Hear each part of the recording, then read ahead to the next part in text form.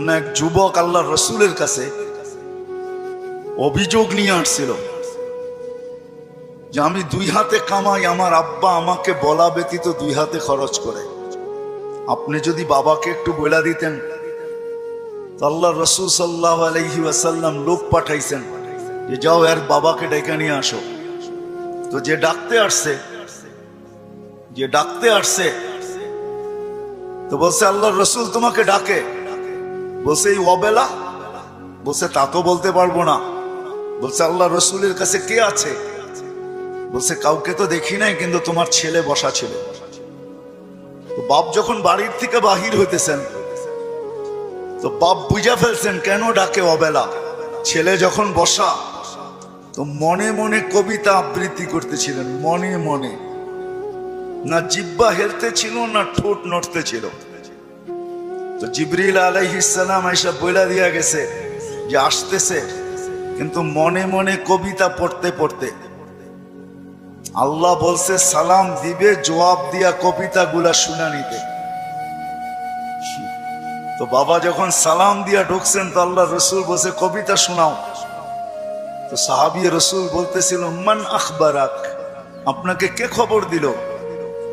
আমি তো জিহ্বা হেলাই নাই, ঠোঁটো নাড়াই নাই, মনে মনে পড়তেছিলাম।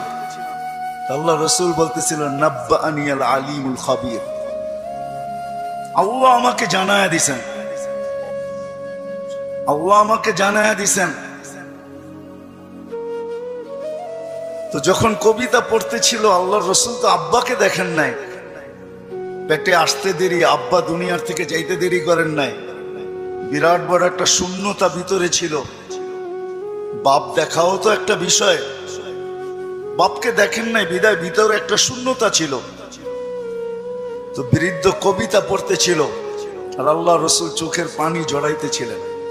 কবিতা অনেক লম্বা, আমি দুই একটার তর্জমা শুনাই আপনাদেরকে। বৃদ্ধ বলতেছিল মনে বড় আশা ছিল, একা আছি, দুইজন কবে হব? হয়ে গেলাম দুইজন। তো দুজনেরই আশা জাগলো যে আমাদের কুল ভরবে কবে। আল্লাহ কোলো বইড়া দিল যেদিন তুমি আসলে। তো দুইজনই ভাবলাম যে আমাদের আর বাঁচার দরকার নাই, এখন বাঁচবো তো সন্তানের জন্যই বাঁচবো। সত্য এটাই, কিন্তু মা বাবা সন্তানের জন্যই বেঁচে থাকে, সন্তানের জন্য বেঁচে থাকে। বলে আমরা তোমার জন্যই বাঁচতেছিলাম, আমরা বুড়া হইতেছিলাম, তুমি জওয়ান হইতেছিলা, আমার সবকিছু তোমার ভিতরে যেতেছিল। একদিন তুমি পায়ের উপরে দাঁড়ায় গেলা, কামাইতে শুরু করলাম, আমি বুড়া হইলাম। তো বাপের বড় আফসোস ছিল যে তুমি আমাকে বাপ না মনে করতে, একজন হিতাকাঙ্ক্ষীও তো ভাবতে পারতে। তুমি আজকে আল্লাহ রসুলের কাছে আমার বিরুদ্ধে অভিযোগ দিলে। আল্লাহ রসুল পুরা কবিতা শোনার পরে যুবকের কলার দ্বারা বলতেছিল কুম ওঠ, আনতা ওয়া মালুকা লি আবিকা, তুমি আর তোমার মাল তোমার বাপের, বাপের বিরুদ্ধে অভিযোগ। তো আমার প্রশ্ন যেটা ছিল যে দিন আমাদের জন্য কেন? আজকে যদিও আমরা ভাবি না, চিন্তা করি না যে দিন আল্লাহ আমাকে কেন দিলেন, দিনের পরিবেশ আমার জন্য কেন প্রয়োজন, কেন প্রয়োজন? সত্য এটাই, আপনি মানেন আর না মানেন, বোঝেন আর না বোঝেন, এটা কিন্তু আল্লাহর তৈরি, আল্লাহ তৈরি করছেন। কে তৈরি করছেন? এটা কার তৈরি করা? এটাও তো একটা মেশিন, মানব নামের মেশিন, ঠিক না? না মেশিন না? মেশিন তো। এটা যতগুলা কাজ একসাথে করতে পারে, দুনিয়ার কোনো মেশিন মনে হয় এতগুলা কাজ একসাথে করতে পারে না, ঠিক না? এটাও তো মেশিন, এটার আল্লাহর অস্তিত্ব দেওয়া মেশিন। একটা ছোট প্রশ্ন আপনাদের কাছে আমার, সমস্ত মেশিন চালানোর জন্য যদি রীতিনীতি থাকতে পারে, তাহলে এই মেশিনটা চালানোর জন্য কি কোনো রীতিনীতি নাই? ওটা কার পক্ষ থেকে নির্ধারিত হবে? মেশিন যে তৈরি করে তার পক্ষ থেকে নির্ধারিত হয়, ঠিক না? আপনি স্বীকার না করতে পারেন, কিন্তু আমার কথা লেখা রাখেন, আপনি আর আমি জমিনে আসছি সাদা কাগজে সিগনেচার দিয়া। আমি কোরআন দিব আপনাকে, সাদা কাগজে শুধু সিগনেচার দিই না, সাথে সাথে ফিঙ্গারও দিয়ে আসছি, ফিঙ্গার। নাইলে কোরআন এই কথা চিৎকার দিয়ে কোনোদিন বলতো না, আলাস্তু বিরাব্বিকুম ক্বালু বালা। আল্লাহ জিজ্ঞাসা করছিলেন আমি কি রব নই? আমরা সিগনেচার দিয়ে আসছি সাদা কাগজে, আপনি আমাদের রব। আজকে যদিও নাকি আমরা ভুলে গেছি, সত্য এটাই, সমাজের চতুর্দিকে তাকাইলে দেখা যায় সবকিছু পাওয়ার পরে ভুলছি তো শুধু আল্লাহকে ভুলছি, আর কাউকে ভুলি নাই। আপনি যুবকের দিকে তাকান আর বৃদ্ধের দিকে তাকান, নারীর দিকে তাকান আর পুরুষের দিকে তাকান, শিক্ষিতর দিকে তাকান আর অশিক্ষিতর দিকে তাকান, গরিবের দিকে তাকান আর ধনীর দিকে তাকান, উচ্চ সোসাইটিওয়ালাদেরকে দেখেন আর নিম্ন সোসাইটিওয়ালাদেরকে দেখেন। সবার দিকে তাকাইলে একটা কথা সুস্পষ্ট, সবকিছু আল্লাহর থেকে পাওয়ার পরে কিন্তু আমরা ভুলে গেছি আল্লাহকে। সবকিছু পাওয়ার পরে, সত্য তো? হ্যাঁ, যদি প্রমাণ চান আমি দিতে পারি, প্রমাণ চান আমি যুক্তি দিয়ে দিতে পারি। বলেন ডেলি অক্সিজেন নেন কার? কে অক্সিজেন দেয় আমাদেরকে? হ্যাঁ মানেন? হ্যাঁ, আমার তো বুঝে আসে না আপনাদের এলাকায় ঢোকার পরে যে উন্নত বিশ্বের কোন লোককে যদি এই এলাকায় ছেড়ে দেওয়া হয়, বা ঢাকা শহরের ঘনবসতি এলাকাগুলাতে ছেড়ে দেওয়া হয়, বা পুরান ঢাকার কোনো গলিতে ঢুকাইয়া দেওয়া হয়, ও মনে হয় বাহির হয়ে ভাববে যে এইখানের মানুষ অক্সিজেন নেয় কি করে, ঠিক না? মনে হয় বুঝাইতে পারি না, কিন্তু আমাদের নিতে কোনো অসুবিধা হয়? হ্যাঁ, আপনার গলিতে অক্সিজেন কে ঢুকায়? হ্যাঁ, কাটটা নেই, প্রতিদিন কার অক্সিজেন কতটুকু নেই জানি? হ্যাঁ, পার হেড 550 লিটার নেই। মাছ যদি 30 দিনে হয়, তাহলে আর আপনি আর আমি 16,500 লিটার পার মান্থ নেই অক্সিজেন।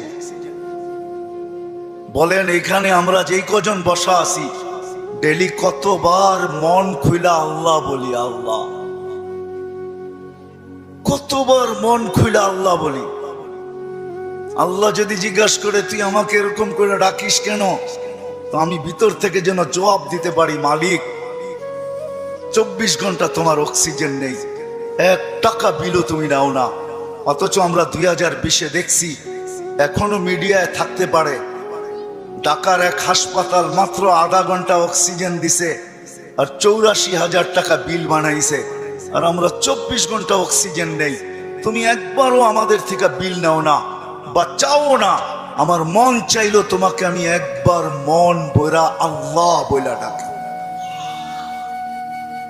3 দিন পর্যন্ত ঘরে পানি ব্যতীত কিচ্ছু নাই, 3 দিন চলতেছে ঘরের অবস্থা, শুধু পানি আছে আর কিচ্ছু নেই। 4র্থ দিন সকালে ঘরের অভিভাবক বাহির হইতেছে আর বলতেছে দোয়া করো আজকে যেন কিছু মিলে। কিন্তু যখন সন্ধ্যায় ফিরতেছেন, ওই দিনও কিচ্ছু মিলে নাই, ওই দিনও কিচ্ছু মিলে নাই। কিন্তু ঘরের মহিলা বারবার রাস্তা দেখতেছেন যে আজকে কিছু মিলবে হয়তো, কিন্তু সন্ধ্যাবেলা যখন ঘরের পর্দা উঠায় দেখতেছেন আসতেছে, কিন্তু চেহারাটা মলিন, হাত দুইটা খালি। নাম পরে বলবো আমি। যখন একবারে ঘরের কাছে চলে আসছে, এখন আর আওয়াজ, পর্দা নষ্ট হবে না, তো আওয়াজ দিছেন আলী। বুঝছেন তো? আলী রাদিয়াল্লাহু তাআলা আনহুর কথা বলতেছি। ফাতেমা রাদিয়াল্লাহু তাআলা আনহা আওয়াজ দিছেন আলী। তো চোখে চোখ পড়ছে, তো জিজ্ঞাসা করছে চেহারা মলিন কেন? বলছে আজকেও কিছু মিলে নাই। তো ঘরের মহিলা বলতেছে ওয়াজাদনা শাকারনা লাম নাজিস সাবারনা, পাবো তো শুকরিয়া আদায় করব না, পাবো তো সবর করব। দুনো অবস্থায় আল্লাহ আমাদের সাথে। আর আলী এটা জানো, আল্লাহ যাদের সাথে থাকে তাদের চেহারা মলিন হওয়ার শোভা পায় না। একটু ভাবেন না, একটু ভাবেন না। তো দরজা খোলার পরে যখন ঢুকতেছেন ঘরে, আলী রাদিয়াল্লাহু তাআলা আনহু বলতেছেন, ফাতেমা সাররাত ওয়া তাবাসসামাত। ফাতেমা মুস্কি মুস্কি হাসতেছিল। চতুর্থ দিনের ক্ষুধার্ত। এটা ওই দিনের কাহিনী যেই দিন হাসান হোসাইনকে আল্লাহর রাসূল জিহ্বা চোষায়া খিদা নিবারণ করাইছেন। ওই দিনের কাহিনী বলতেছি আমি। কিন্তু স্বামী এমনিই তো মনটা খারাপ, স্ত্রী মলম দিতেছেন, সেও যদি চেহারা খারাপ করে তাহলে চেহারাটা আরো ভাঙ্গা পড়বে, দিলে আরো ব্যথা পাবে। তো প্রথম সান্ত্বনা দিছে, আলী পাবো তো শুকরিয়া আদায় করব, না পাবো তো সবর করব। দুনো অবস্থা আল্লাহ আমাদের সাথে। আমাদের জন্য শোভা পায় না যাদের সাথে আল্লাহ থাকে চেহারা মলিন হোক। স্বামী যখন ঘরে ঢুকতেছেন, আলী রাদিয়াল্লাহু তাআলা আনহু বলতেছে, ফাতেমা সাররাত ওয়া তাবাসসামাত। ফাতেমা মুস্কি মুস্কি হাসতেছিল, আমার আগমনে খুশিতে নাচতেছিল। আলী রাদিয়াল্লাহু তাআলা আনহু বলতেছেন, আমি আর নিজেকে ধরে রাখতে পারি নাই, তো আমি কাঁধে হাত রাইখা দোয়া দিতেছিলাম, রহিমাল্লাহ, আল্লাহ তোমার উপরে রহমত নাযিল করো। বলেন এই সম্পর্কটা কতটুকু সুখী? আমাদেরও তো এরকম একটা সম্পর্ক আছে। যদি আমরা তুলনা করি তাহলে ওই সম্পর্কটা কতটুকু সুখী, আমরা কতটুকু সুখী। আমি কিন্তু অনেকগুলা জিনিস দেখায় বুঝাইতে চাইতেছি। এজন্যই আমার কথা শুরুটা ছিল যে একক শ্রেষ্ঠ মানুষ, যেটা সৃষ্টির ভিতরে সবচেয়ে বড় সেরা, এই মানুষটার ভাবা উচিত যে আল্লাহ দিন আমাকে কেন দিলেন, দিনের পরিবেশ আমার জন্য কেন প্রয়োজন, আর কোন সৃষ্টির জন্য দিনের পরিবেশ নাই কেন। এটা ভাবা উচিত, চিন্তা করা উচিত। আমি কয়েকটা উদাহরণ দিলাম, হাজারও দেওয়া যাবে।